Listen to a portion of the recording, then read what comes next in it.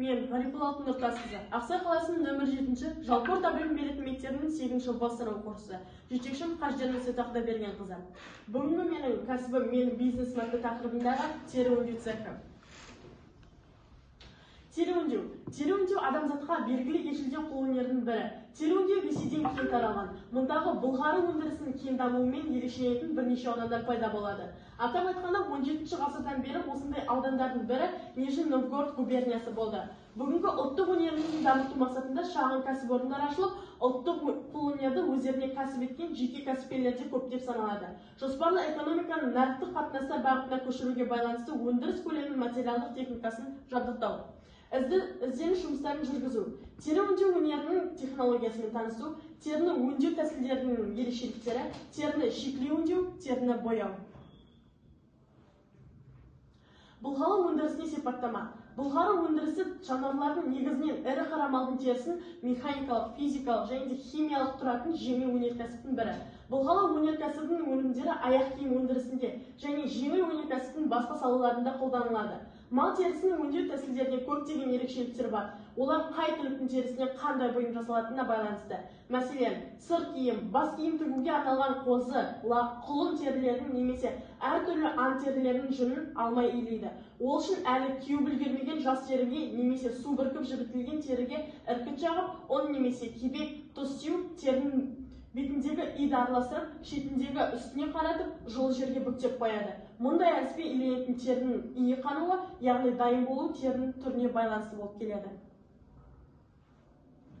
Бұл жобаны неліктен таңдадың десеңіздер, бұл суретте көріп тұрғандарыңыздай терілердің ысырап болып жатқаны. Мысалы, өзіміздің тұратын жер Ақсайды алсақ, мал шаруашылығы қайттан қолға алынып жатқандықтан көбіне мал сойған жағдайда теріні қоқысқа тастап жатырады. Осы тері өңдеу цехін неліктен ашқысы келді деп ойласаңыздар, міне, осыдан кейін осы ой мені қатты толғандырды. Бұл айта кездегі қыстағы соғым және келе жатқан құрбан айт мерекесі келе жатқандықтан мал терісі көп ысырап болады. Менің жобамның мақсаты тері өңдеу саласын дамыту, тері өңдеу саласындағы алдыңғы орын алатын Түркия секілді мемлекеттермен тығыз байланыста болу және де осы салада алдыңғы қатарларға шығу. Осы салаға көптеген ауыл қала адамдарын жұмысқа шақыру, тек тері былғары өңдеу саласында тұрып қалмай, басқа да киім, былғарыдан киім жасалатын өнімдерді шығарып, жеке Шанель, Гуччи, Диор секілді әлемдік брендтерге бәсекелес болатын отандық бренд қалыптастыру.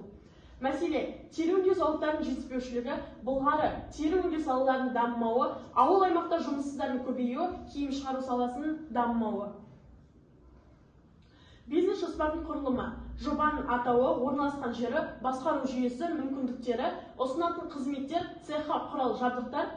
Жоспарланған салаға қысқаша сипаттама бере кетсек, бизнес жоспар жасау, цехты құру және де іске қосу, 10 адамдық шағын цех ашу. Бұл не десеңіздер, мысалға теріні қазіргі адамдар 800 теңгеге алып жатса, мен өз кәсібімді бастап кету үшін одан 50 немесе 100 теңгеге арзан алып, 10 кісілік шағын цех ашар едім. Себебі біздің өлкеде мал шаруашылығы даму үстінде, сол себепті тері өндірісіне дамып кетер еді.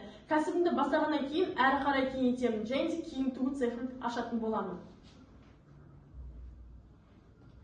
Шешу жолдары. Тері өңдеу зауыттарының жетіспеушілігі. Ең алдымен Ресейден тері өңдеуге арналған машиналар сатып алу, жергілікті тұрғындар арасында адамдарды жалдап, ауыл аймақтағы зауыттарда орналастыру қажет болады. Былғары тері өңдеу салаларының дамымауы.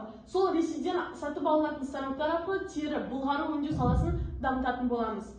Ауыл аймақтарда жұмыстардың көбеюі. Шикізат көбінесе ауыл аймақта болатындықтан, біз цех зауытымызды ауылда ашу арқылы ауыл адамдарын жұмысқа тартатын боламыз. Соның нәтижесінде ауыл аймақ дамып, жұмыссыздардың мәселесі шешілетін болады. Киім шығару саласының дамымауы. Тері өңдеу саласын ақша, пайда алып, бір бизнестен екінші киім бизнесіне көше аламыз. Сол арқылы импорттаушы елден импорттаушы елге айналамыз. Свод, ішкі және сыртқы жақтарын қарастыру. Күшті жақтары. Ресурс көздері өте арзан болады, және де көп жұмысшылар қажет етпейді, сатып алушылар саны аз, басқа бизнестермен айналысып кетуге болады, конкуренция аздығы. Қауіп-қатерлер. Жетекші елдердің қазіргі саяси жағдайға байланысты санкция салу мүмкіндігі, қаржы ресурстарының шектеулігі, жарнамалық бюджеттің жоқтауы болып келеді. өз жобамды қорытындылай келе, мал шаруашылығы саласындағы пайдаланылмай ысырап болып жатқан шикізатты өңдеу, өнім шығару арқылы кәсіпкерлікті дамыту, еліміздегі шағын және орта кәсіпкерлікті дамыту, ұлттық құндылығымызды ата кәсібімізді жалғастырып, әрі отандық өнімімізді дамытатын боламыз. Әлемдік деңгейге шығатын дизайн үлгілерін үйрену арқылы теория және практиканы ұштастырып, түрлі теріден жиһаз киімдерді тігетін фабрикалар ашу қажет деп ойлаймын. Назарларыңызға рахмет.